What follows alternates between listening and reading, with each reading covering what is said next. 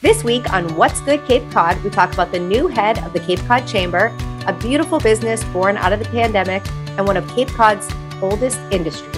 I'm Sarah Lapsley Martin. And I'm Katie Clancy. Welcome back to What's Good Cape Cod, where we show you the Cape through the eyes of a couple of locals. And every Tuesday, we drop a new video about a person, place, and thing we think you should know about. That's right.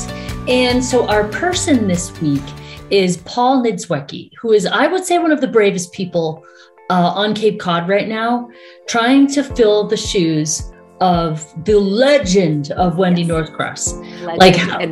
Major big shoes to fill. So I'm just getting to know Paul. So I'm in the Community Leadership Institute right now of Cape Cod. And Paul was one of our guest speakers this past week. And we talked about like some of the challenges that Cape is facing. And I was like, oh, we have such a hill to climb. How are we going to get over all this housing and blah, blah, blah. And I was like, give me hope. And Paul chimed in and he said, listen, take this. The Cape has been deforested completely 3 times and come back every time. We are resilient. We're resilient ecologically. We're resilient community-wise. I mean, there are limits to our resiliency, which is why we have to take care of some of these things. But the Cape itself and the community of the Cape is so strong. So I was like, yes, he really got me fired up. And one of the things he said was like the major issue facing, like, listen, we all have our ideas about what the biggest issues are for Cape Cod. And from his perspective, from the Cape Cod Chamber, is labor shortage. We have such a labor shortage. And he's right. And he said it's caused mostly by lack of housing, which is, our jam. It's, I think, really huge problem, and the lack of accessible, affordable childcare, which it keeps, half of us out of the industry if we have to stay home with our kids. What I loved about his perspective about the solution to housing, because whenever you talk about like, what are we going to do? We need more houses. We need to build more houses. He said, 86% of the land of the Cape is either developed or protected. It doesn't leave a lot for housing, but he says, we're not going to build our way out. And I loved that he said that. It's all about finding new places to have housing. And that just comes down to getting into places of, activity centers like village centers, and changing some zoning so that we can make that happen, and also expediting permits. And this all happens on the local town level. And he also brought up a just really cool, helped me with some big picture stuff. He said, listen, you look at the Cape Cod from the outside looking in, and it's just this one place. But when you get over the bridge and you get in here, you have to understand that each of the 15 towns, we have our own pride. We have our own personalities. And within that, you've got villages. Yes. It's like when you live in an island community, right? We do. You get like that. And he talked about, obviously we have to respect that and work with that and realize that is what makes us who we are, what makes us resilient, what makes our community so tight. So that's our person. What's our place? What's our place? So our place is one of our new favorites. I know you love them. Oh yes, of course. Yes, is the Lighthouse Keeper's Pantry in Yarmouth Court on Route 6A. One of our favorite places to come out of the pandemic. And for everyone that doesn't know, it's like a charming little coffee shop that has baked goods and sandwiches. And it all started actually with their line of jams and sauces that they have. For us locals or other people that read online, they just had an amazing article featured in the Cape Cod Times. Yes. All about, career pivots, turning their dreams into reality during the pandemic. Leaving the city, all that. Leaving the city, leaving everything. I just think it was an amazing article. And I learned a lot about it. And so Kelly O'Connell and Gregory Belzekian are the owners. Many Cape Codders will be familiar with Gregory because his parents owned the Christmas tree shop, and they're everywhere on the Cape here. He works there. They sold it in 2003, and he opened East Dennis International, which was an import store. He sold things out of there, and Just Picked, which is another store on Route 6A, which I learned is where the first Christmas tree shop actually was, right there on Route 6A. And then on the other side, Kelly, who's the other owner, she was living in New York. She wanted to escape that rat race of the city, and her parents her childhood home was here in Yarmouth. So during the pandemic, she would go a few days to the city to work, and then because she could work remotely, she would come back to the Cape and, you know, enjoy Cape Cod and the beach. She has an impressive background with product development, brand name marketing, and she's worked with brands like Martha Stewart, Macy's, Weight Watchers. So, you know, she knows what she's doing here. Yeah. And she wanted to be on the Cape, but she couldn't really find a job, nothing that really fit her, you know? And so she loved being in the kitchen. She started creating jams, which are delicious jams. So there are these jams and jellies, and she would sell them on Route 6A just in front of her parents' house, like a little pop-up farm shop, which I think is amazing. And, you know, after a little while of that, she went to Gregory with her idea of, you know, let's open a condiment business, you know? So he kind of said, okay, well, like, gather all your things. She spent about 6 months or so and got like the brand going and, you know, the recipes and everything, and found about 30 places that would carry her jams and condiments. So he said, okay, let's do this together. And I think only about like a month or so after that is when the property where they're located now on Route 6A came up for sale. So it's, you know, the cafe, and then you can live above it. So they jumped on that opportunity, which I think is amazing, because their jams were awesome, but having somewhere that you can go in person, and they've really transformed it.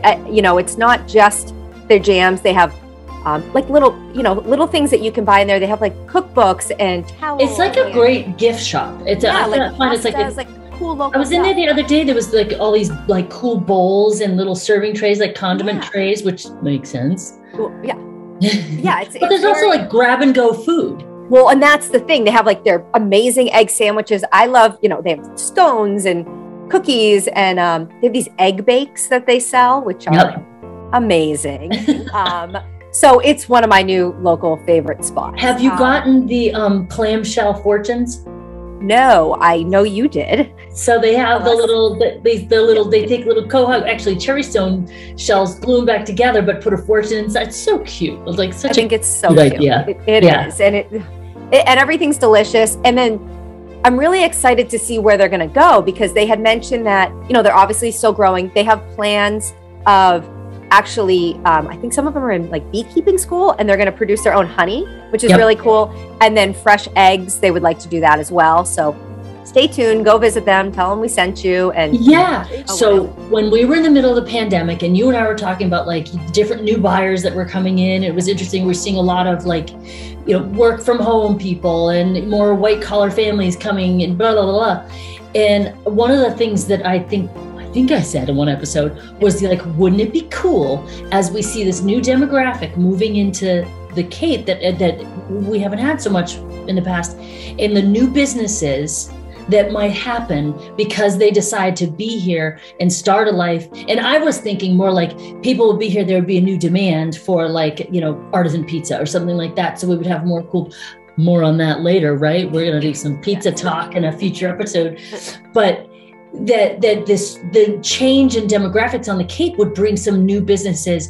And I feel like this is kind of that. Yeah, they've hit it out of the park. I mean, I'm psyched. I wonder what else we're going to see. I bet this is not the last business we feature that was born in 2020, 2021. I agree. Just 100%. Saying. Yeah. All right. It's such a good episode. So person, place, our thing. Oh, yeah. Commercial Fisherman's Cape Cod. Wait, what's the full name? Cape Cod Commercial Fishermans Alliance. Yes. Okay. So I'm so impressed with these guys. So we've always kind of known, because they were the Hook Fishermans Alliance. So like we in our, you know, adult lifetime have been vaguely aware of them, mostly because the Hooker's Ball. That's funny. That's a funny name, Hooker's Ball, which is a big fundraising event that they have every year and have for I don't know how many years. I know, we're gonna have to go. I've never been. I really think I believe there's a costume situation that's involved. We can do it, yeah. Right? Yeah. And I checked my facts on this. I did no research on the words that are about to come out of my mouth. Okay, you ready? I think they serve trash fish. So I was in fisheries when I was in college. And I worked for National Marine Fisheries Service before I was a teacher, and then before I was a realtor. And I trash fish are the fish that you catch, they're sort of bycatch, that are plentiful, but nobody wants to eat traditionally. And those are like dogfish and skate. And when I was in fisheries in the early 90s, that was when they were like, okay, you can't sell stripers anymore. Like my father. The little song you were telling me about earlier? It's not a little song. It's Billy Joel. The Downeaster Alexa. And that, and that verse where it's like, since they told me I can't sell no stripers, he's talking about how the fishermen had to go out further and further to actually make a living and how hard it is as a fisherman. It's like the anthem for fishermen, and it's true. And that's about when that song was written as well. So these guys were like watching all of this legislation happen that is impacting their livelihood. And, you think from like a White House perspective, government perspective, like, hey, listen, everybody's got to, take their lumps. We got to do it, take one for the team. And they were like, what we can, you're not listening to us. And because they weren't organized. So these guys got very organized, and I love it because fishermen are typically pretty independent kind of people. And for them to get together and create this literal alliance that has lived for years, since the early 90s, and has evolved and grown and had impact on legislation and done really cool, innovative things, which you wouldn't think is a real blue collar thing to do. But if there's enough fire behind it, they'll make it happen. So they've got the ball because it's affecting them all. So it's it's affecting them, but it's affecting our economy in the Cape, and so a lot of cool things have happened. Tell the people, Sarah, about Pier to Plate. So do you know how that started? Yeah, so that started before the pandemic, and that was basically when they were, working to sell, like we were saying, the dogfish. So now, fast forward in the pandemic, what they're doing is, which I hope a lot of people took advantage of this, was actually being able to buy right off the boat. So any fish, not just skate and dogfish. Any fish, shellfish. Yeah. Yeah, and regulations change. I know a big one for me was the scallops. But you can buy them off the boat, which wasn't happening before. It wasn't a thing before.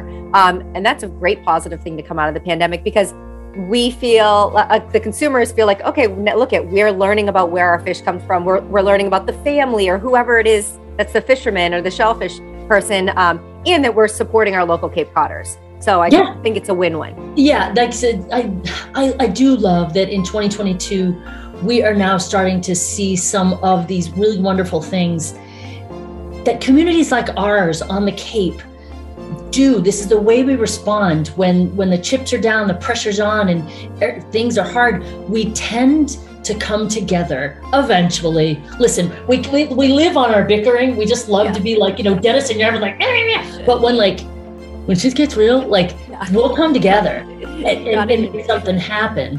And that's one of these things. And I just, and we've been trying so hard to get the Isabel Lilly on our show. We are doing that. We want to get on that boat. But they're so darn busy. There's just always at sea, or they're like, oh, that doesn't work. We're doing that. It doesn't work. We get it. But if you're watching, we're going to get on guys, we want on the boat. Oh my gosh. That'll be so fun. This is like one of my favorite episodes that we've done. This is a great one. Really, really fun stuff. But it's over. That's it. We can only tell you about 3 things per episode. So that is it for What's Good Cape Cod. So now you know. So if you are watching on YouTube, hit the subscribe. Well, hit like. I mean, for Pete's sake, this was a great episode. But subscribe, because next episode is going to be even better. I'm just saying. And hit the notify button so you get a heads up when we drop a new episode. And if you're looking for more information about anything we talked about today or past episodes, you can visit our website, whatsgoodcc.com.